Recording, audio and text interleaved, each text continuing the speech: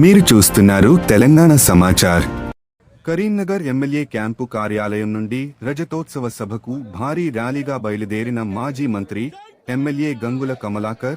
ఈ సందర్భంగా ఆయన మాట్లాడుతూ, పండుగ వాతావరణంలాగా సభకు తరలివెళ్తున్నామని, ప్రజలు స్వచ్ఛందంగా వస్తున్నారని, తెలంగాణ ఇంటి పార్టీ బీఆర్ఎస్ పార్టీ అని, కరీంనగర్ నియోజకవర్గం నుండి సుమారు 200 బస్సులలో ప్రజలు జాతర లాగా సభకు తరలివస్తున్నారని అన్నారు.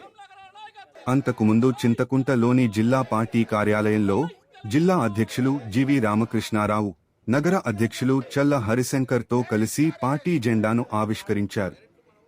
అనంతరం బొమ్మకల్ చౌరస్తాలో పార్టీ జెండాను ఆవిష్కరించారు.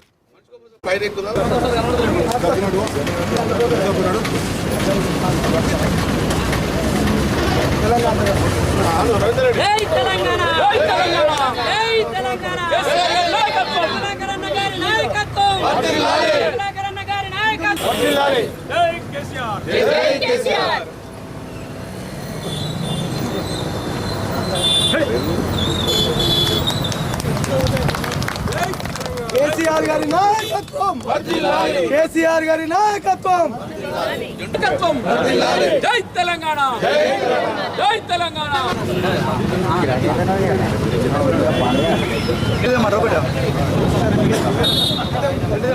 తెలంగాణ వ్యాప్తి మొత్తం కూడా తెలంగాణ అంతా కూడా ఒక పండుగ వాతావరణం ఉన్నది.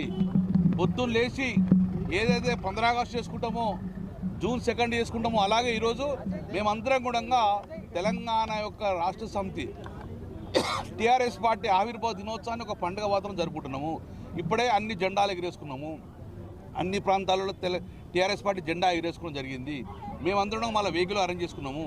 ఈరోజు 20 సంవత్సరాలు జరుపుకుంటున్న సిల్వర్ జూబ్లీ ఫంక్షన్ జరుపుకుంటున్న మా టీఆర్ఎస్ పార్టీ అధినేత కేసీఆర్ను చూడాలని చెప్పి లక్షలాది మంది ఈరోజు కరీంనగర్ నుంచి కదులుతున్నారు.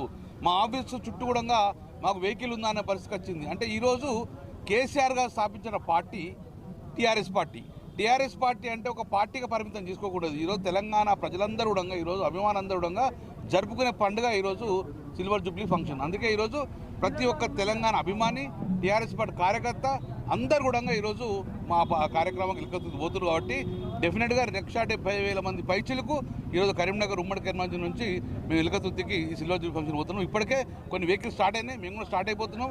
ఎందుకంటే ఎంత తొందర పోతే అంత తొందర పార్కింగ్ ముందుకు పోతాం కాబట్టి అందుకే తొందరగా స్టార్ట్ అయిపోతున్నాం.